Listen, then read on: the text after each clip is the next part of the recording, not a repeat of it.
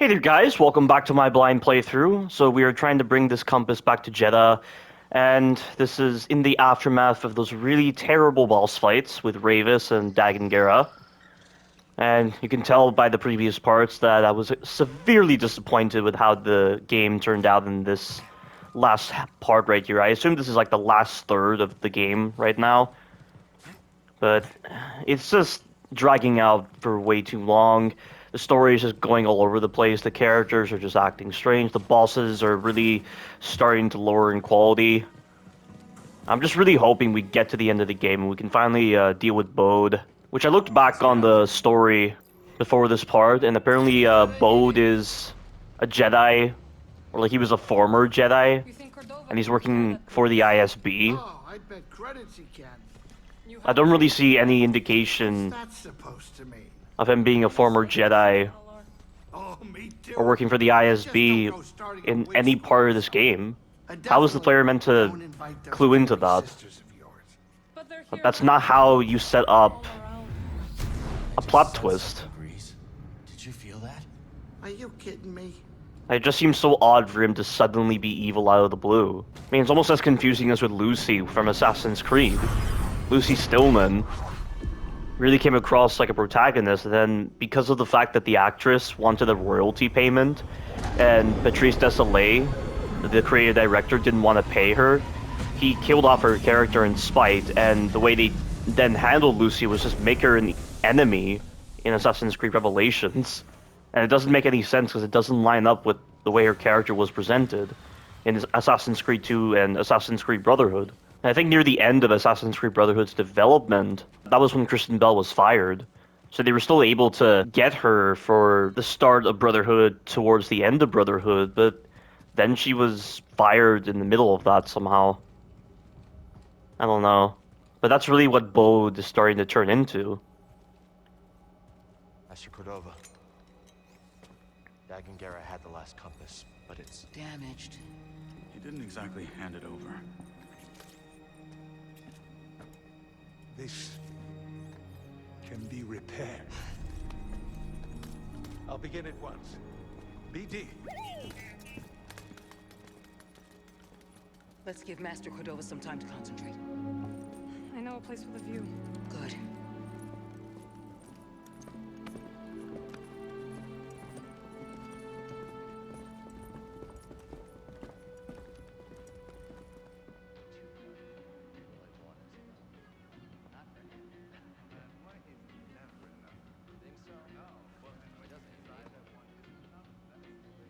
Why is this muffled? Hey, I have more tea. But, you know, it's kind of heavy if anybody wanted to give me a hand. Of course, Would be Grease. nice. Ah, thank you. Oh, ha ha, very funny. Okay, here you go, round 2. What do you think? Strong. It's very sweet. You'll get used to it. It's an acquired taste. Why don't you join us on Tanalor? There's no better home for the Archive or the Hidden Path. But whatever the future holds, we can face it together.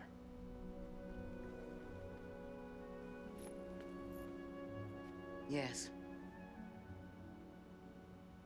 It's a new path for all of us. Cal, Master T'Pol would be proud of the Jedi you've become.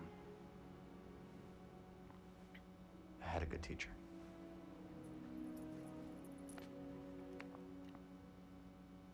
Everyone, the Hidden Path has found a new home.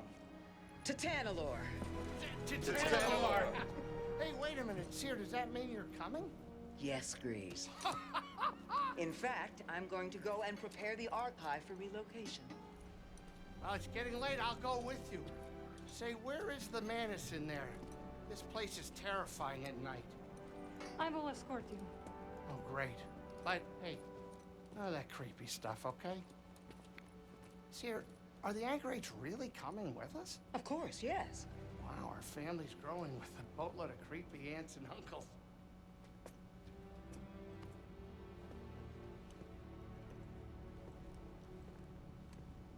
We did it, Bode. House is gonna be good as new. Something's bothering you. Ah, you know me too well, Scrapper. Just thinking about Kata. And people looking after her, but it's always a bit tough when I come back. When she sees what you've done for her, she'll understand.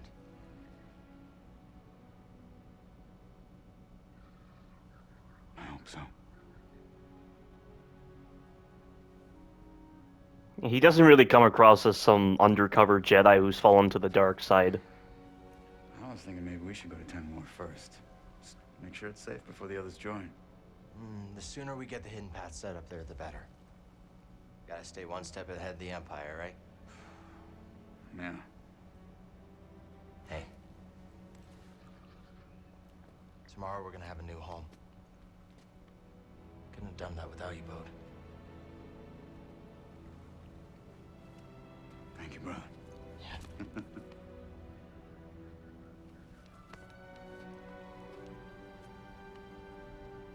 I'm, gonna go record a bedtime story for Kata.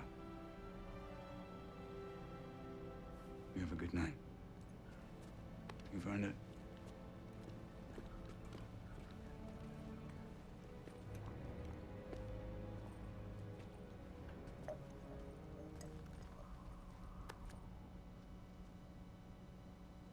What a view, huh? Desert at night seems to stretch on forever. And there is beauty in emptiness. I suppose, unless you're agoraphobic. You got a few things right. Not everything. Look, the order's gone. It's time to leave it behind. And I know what I want now. Took you long enough.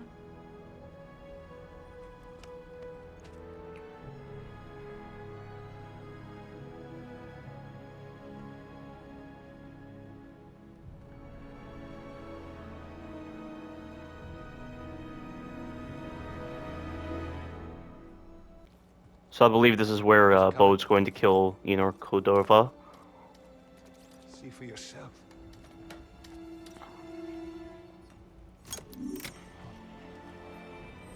Master Cordova. You did it.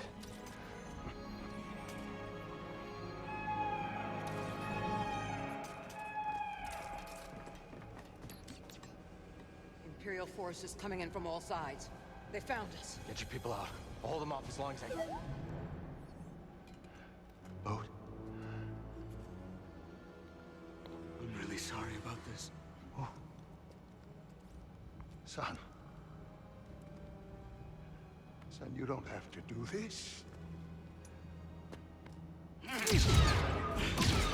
No! Yeah, this is just so out of the blue. I don't understand. And why does Enor Cordova just stand there?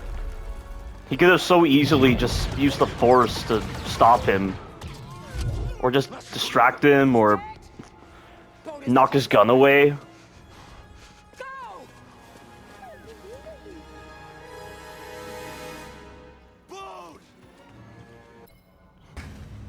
Oh, we're really going on a speeder.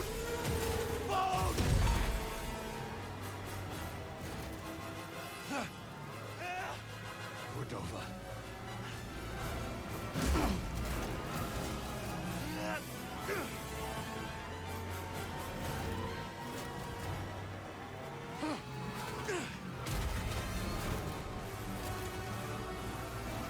And Cal's not really saying anything right now. Like, this is just such odd portrayals right now.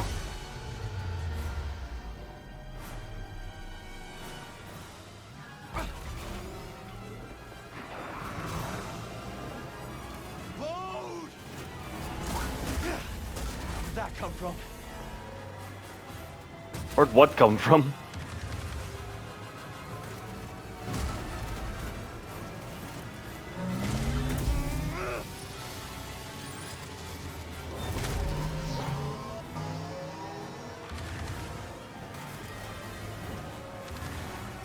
I don't understand. This is so odd for screenplay and character portrayals. The writing is just odd.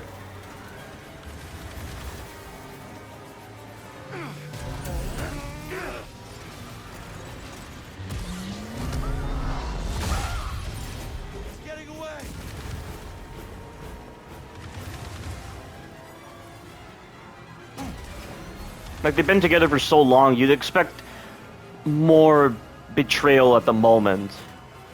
You expect Cal to be even more angry. Something. It's just not coming across as such right now.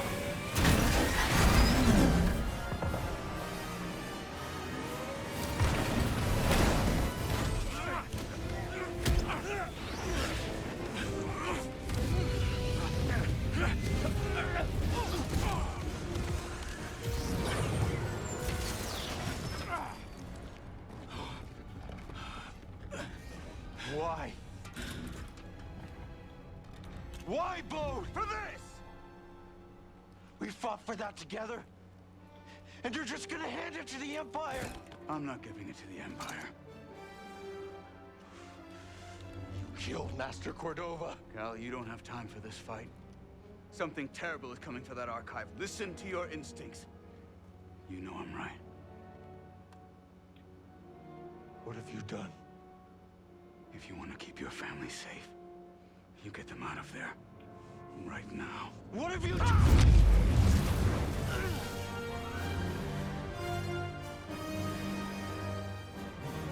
can't be.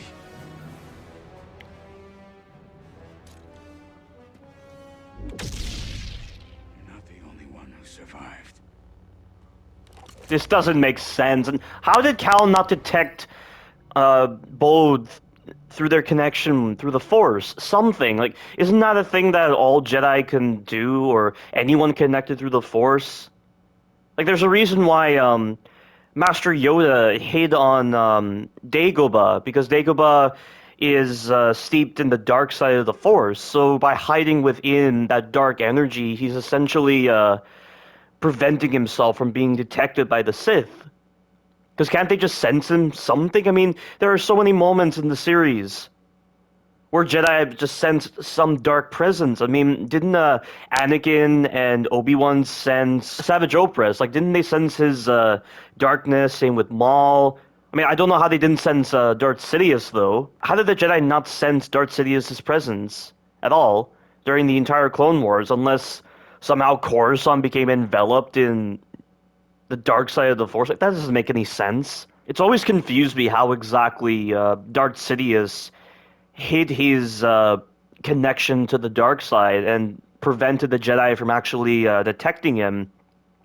But regardless, I mean, remember in Obi-Wan, I mean, Darth Vader is supposed to be able to sense fear, right? But how exactly did what was her name? She was one of those younglings at the Jedi Temple, and she apparently faked being a corpse so that Darth Vader didn't detect her, and that's how she knew that Anakin Skywalker was Darth Vader. It's definitely something that's always confused me, and that then being the way that Obi-Wan found out about Darth Vader's identity as Anakin, and then the way she just turned to the light at the end, it doesn't make any sense like that. That was one of the main problems I had with Obi-Wan, just that whole character portrayal of that Inquisitor who was a youngling previously. I don't remember her name. It wasn't done that well. Just getting back on track, like, I don't understand how Cal didn't detect that Bode was a part of the dark side. I mean, how much do you have to hide yourself in order to actually ensure that people don't recognize you're connected to the Force? It's so confusing like that. Like, I could understand being cut off from the Force, because I remember that Seer had cut herself off from the Force. And then Luke Skywalker cut himself off from the Force in The Last Jedi, as Rey described, when she was looking through the light and dark side on that planet that they were on, when she was connecting to the Force, and she had her abilities and had a high-level proficiency thanks to the Force dyad that was achieved between herself and Kylo Ren. And I know that Palpatine tried to establish a Force dyad between himself and Anakin, but it failed somehow. I don't know how exactly. But yeah, it's just so confusing the way they've portrayed both in this game. It doesn't make sense. Oh, he's really going to shoot us?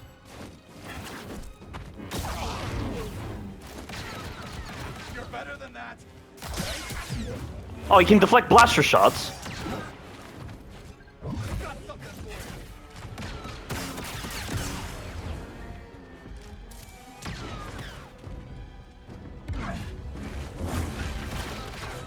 God dang it.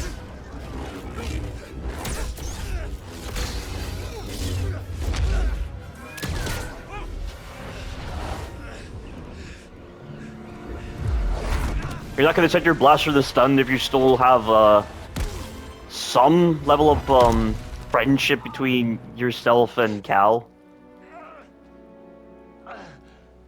Some form of connection? No? You're just gonna set your blaster to kill?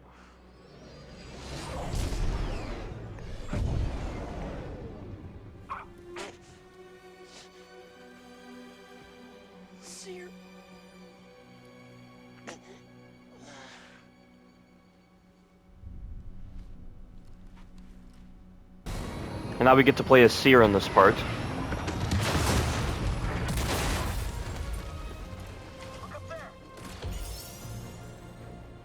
Hold them back. They cannot reach the archive. Yes, Master Junda. She healed herself through the Force? She has Force healing. That's nice.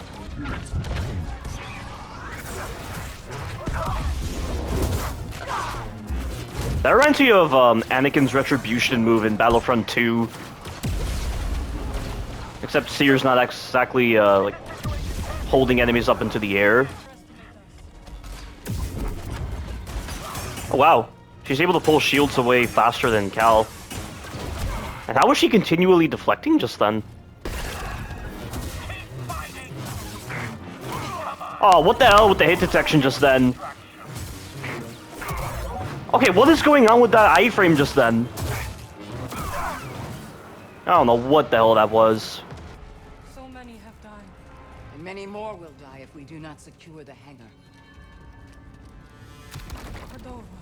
He would want us to salvage what we can of the archive. And the contact codes. It will not fall into the Empire's hands, no matter the price. I knew there'd be an ATST.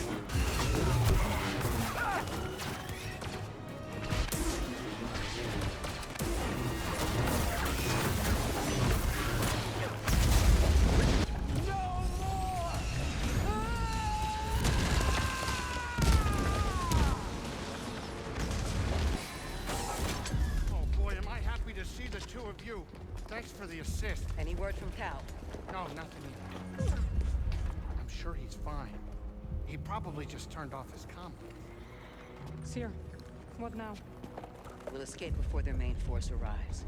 Then we'll regroup at the rendezvous point. First, I need to get back to the archive. The hidden path contact codes. I will join you. No. Marin, I need you to stay here and defend the Mantis. BD, go with her. Keep the engines warm, Grease. We won't be long. Hey, Seer. You hurry back. You got this. Thank you, Grease.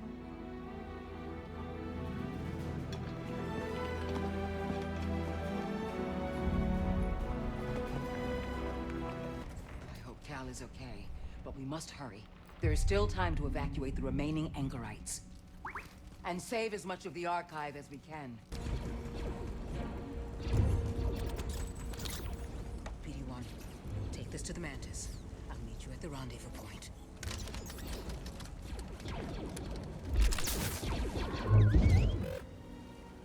Vader. Go. Now.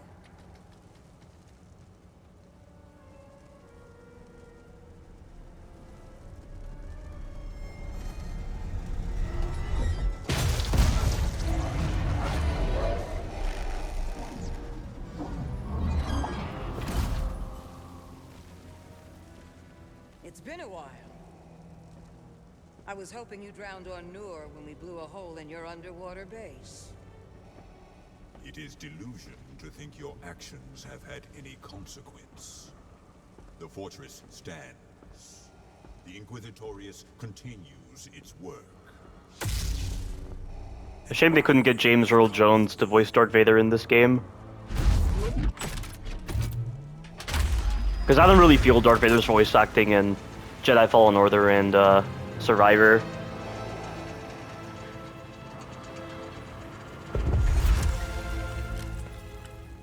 I've been waiting.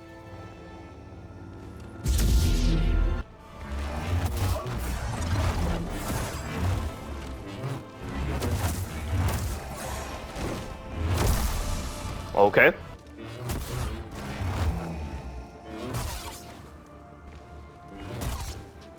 See, this is the kind of lunging I was expecting on the stances, but so far only the blaster stance has the kind of lunge I'm expecting.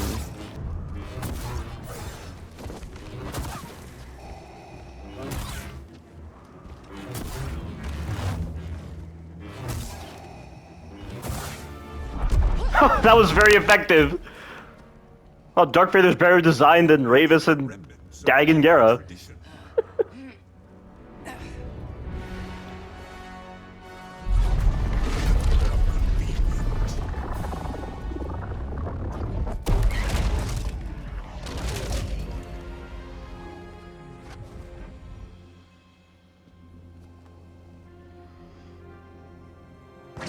Oh god!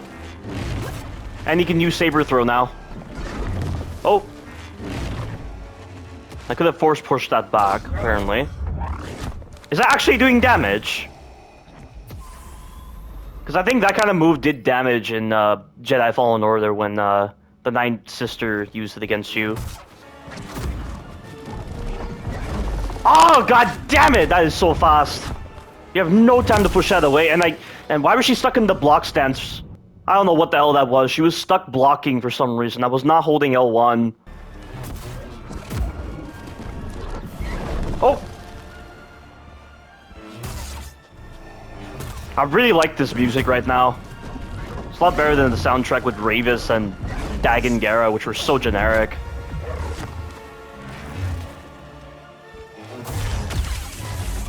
Nice! God, Darth Vader's awesome! No. I've only let go of my fear. We shall see.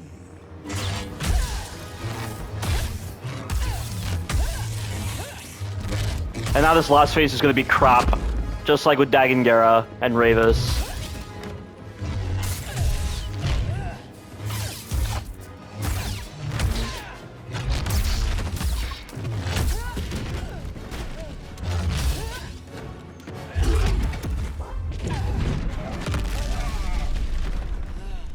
You know that's not gonna stop him, right?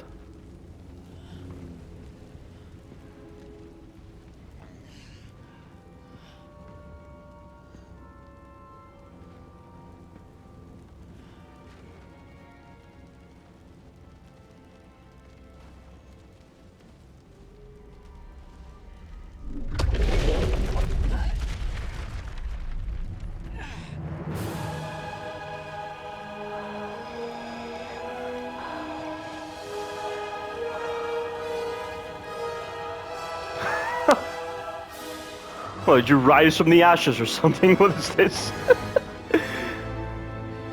Looks interesting nonetheless. Oh god! Oh! Oh, now, okay, that's bullshit. He's hyper armoring now, and that's stupid. That is really stupid. That is so dumb.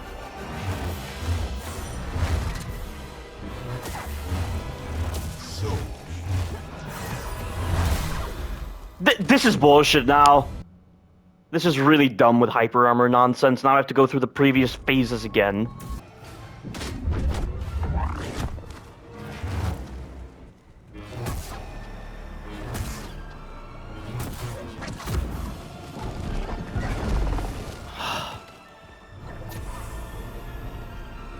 You have no time to force push that.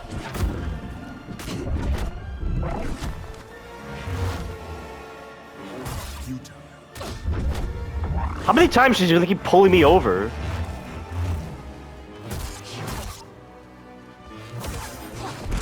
Oh, come on! I'm positive I did the long-range evade. Oh, I was very close right there. Oh!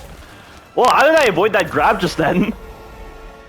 That's like a proper hitbox right there, just ducking under that grab. If only more games did that. Oh, wait.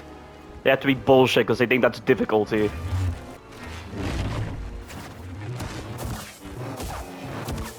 Yeah, if I can hit him when he does the saber throw, I'm in luck. Shit! I should have just done the double evade. Whoa, what the hell? I don't like this part of the fight. The hyper armor is really becoming bullshit. Waste time. The first and second phases are really cool. Now the third phase is just becoming the usual bullshit.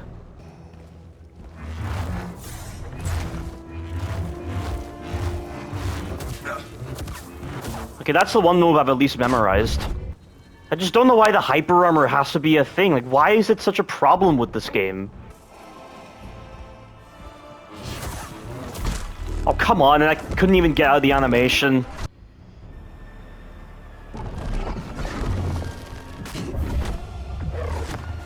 This soundtrack is amazing for the second phase. This is like the best music I've heard so far in this game, honestly. Like, this is so perfect for Darth Vader. Oh, bullshit! Fuck that! Fuck you, you piece of shit! Hyper armor garbage.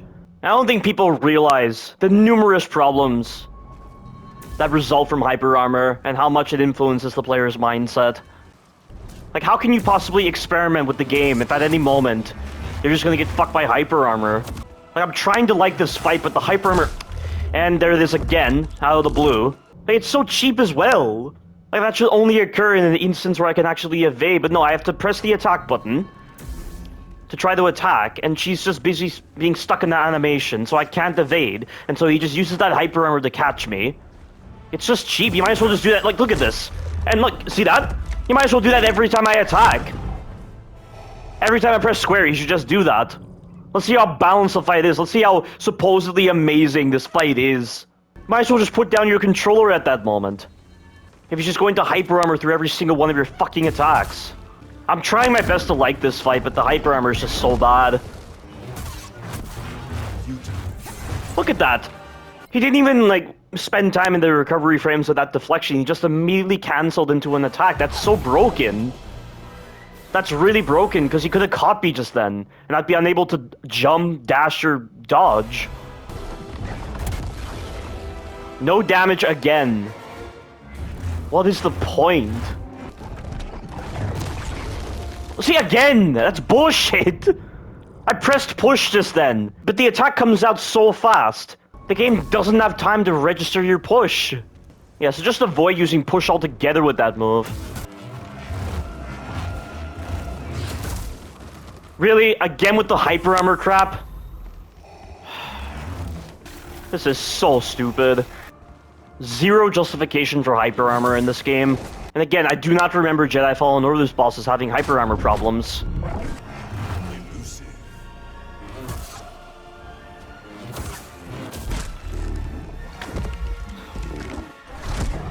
I thought I could commit to the combo, but he just cancels. Just gets hyper armor and just bypasses my attack. These developers have zero sense of why hyper armor is such a stupid thing in games.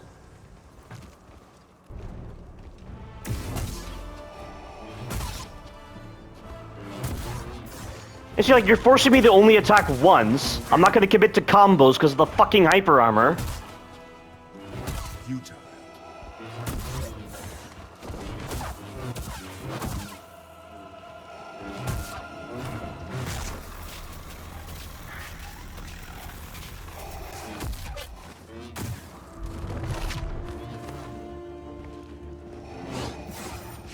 I don't know why she didn't do the jab just then.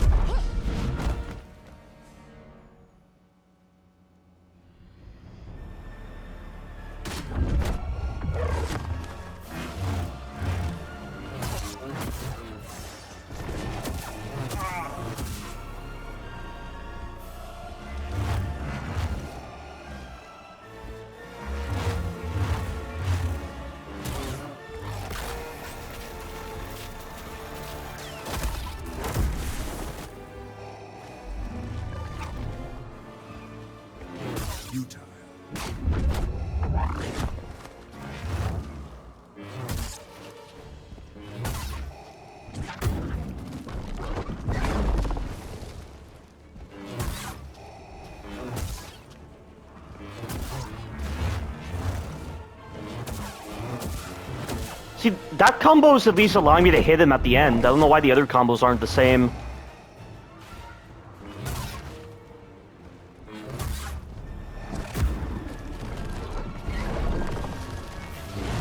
I knew he'd do that. You have grown. I have to really hold back.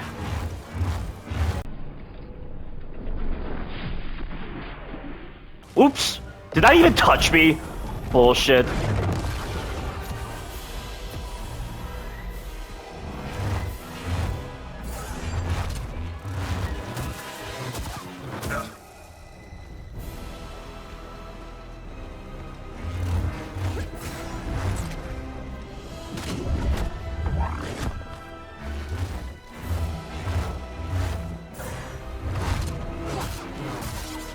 No chance.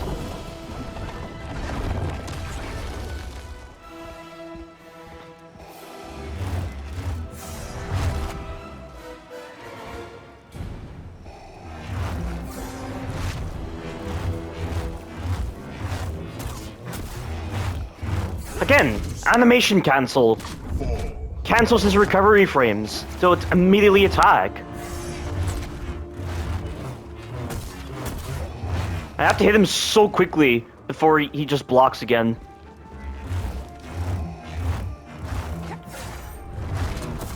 There we go. That works? I thought he would just block that.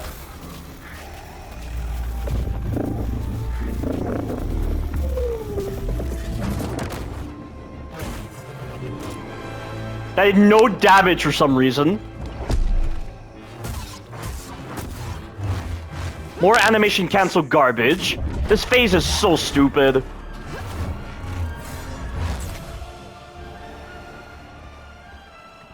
The music is impeccable though, but why does it have to be for a dumb fight like this?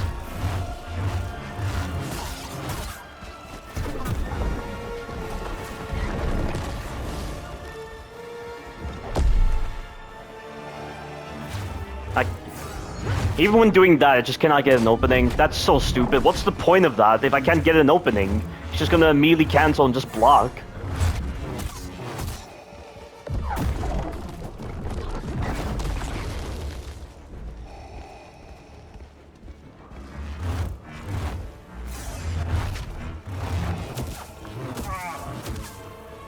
That's the one move I can consistently hit him on.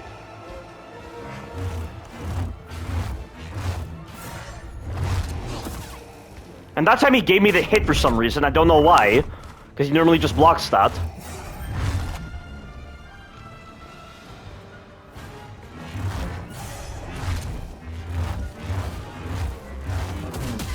There we go, got him. That's stupid. I'm sorry guys, the first and second phases, I mean the hyper armor is the main issue, and then the third phase is garbage.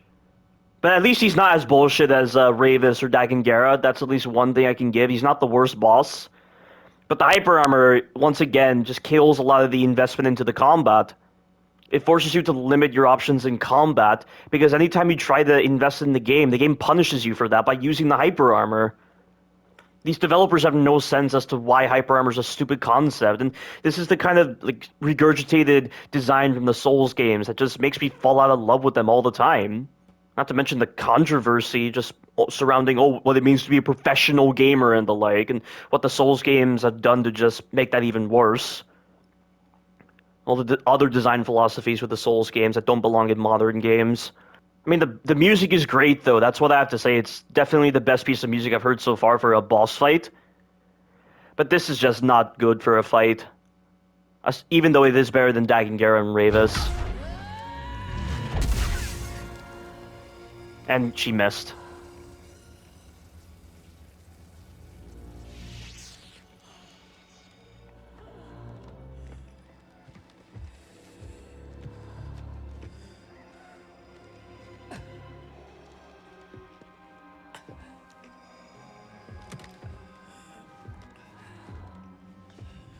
It's crazy the amount of times Darth Vader gets beaten down by these kind of Jedi.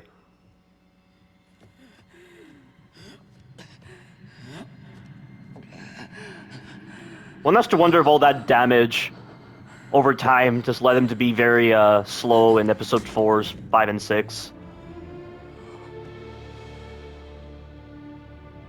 That and being very old.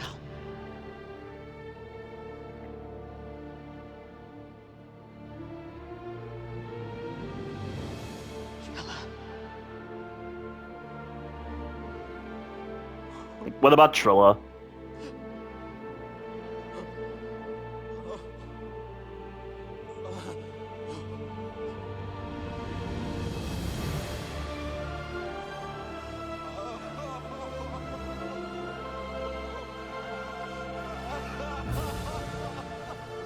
That cry doesn't sound genuine, I'm sorry. That cry could have sounded a lot better.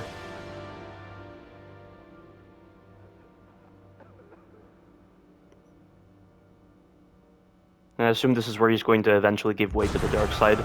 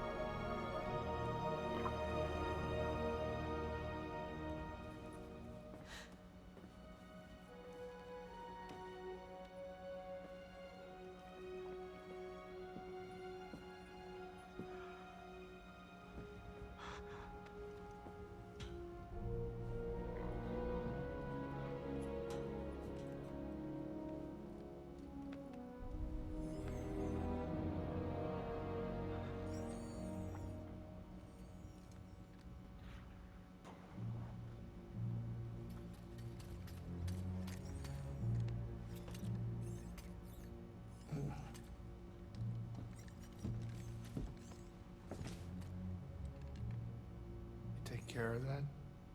Yeah. They're safe. We'll find the proper place to bury him soon. The remaining anchorites have scattered. The Empire pursues them. They may return at any moment. Seer bought enough time for BD-1 to reach us with the contact codes for the hidden path. But this is all that remains of her archive.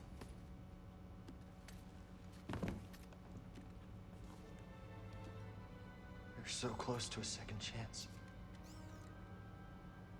What raw deal? Tell me, how could Bode be a Jedi and be an Imperial spy? He is no Jedi. Why couldn't we sense him? He deceived us all. No, I still should have been able to. Now that's enough! Cal. That's enough, okay? What Bode did, that is on him. It's not on you. It's not on anyone. It's on him.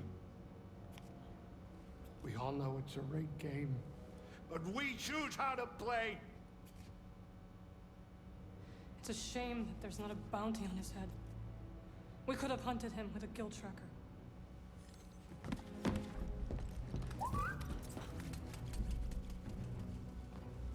Locator beacon. That's right. Bode reached us on Kobo. Could it still be active? Well, let's find out. Nothing. Damn it! Cal. The signal. It's faint. BD, dial it in. Nova Garon system. Wait a minute. Why would Bo take a detour? He's got a daughter. Maybe that's where she lives. We could catch him there. This feels like a trap. Yeah, it does. So what do you think? Do we risk it? I don't see what choice we got. For Seer and Master Cordova, I will mask our approach. Okay. You two grab some seat. I got the con. For Seer.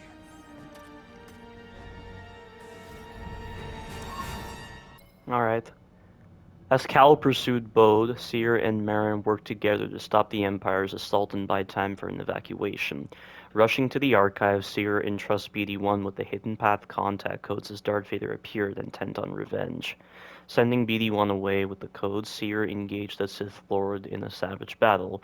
With skill and determination, she came within a breath of defeating him. Yet at the final moment, a wounded Vader strikes true, dealing a lethal blow to the Jedi Master. She collapsed back into Cal's arms, who witnessed her heroic last stand through psychometry.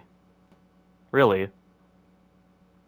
But how is that possible through psychometry? He's supposed to only see memories of the past associated with the objects or people he comes into contact with.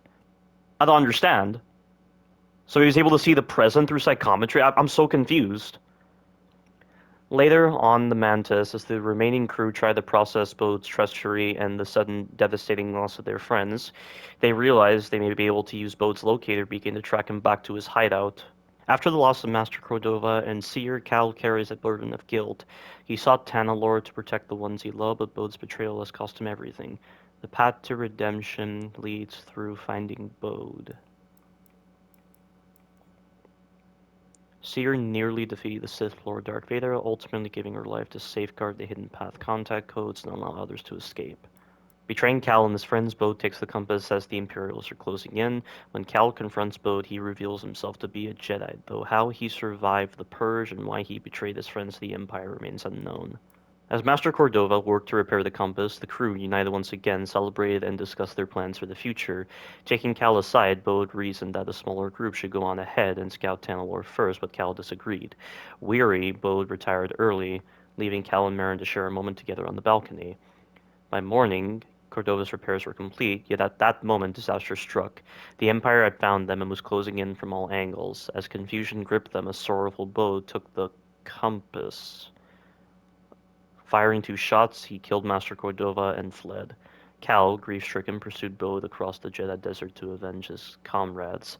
Cornered, Bode drew a saber he took from Dagon. Oh! He took it from Dagon! I didn't realize that.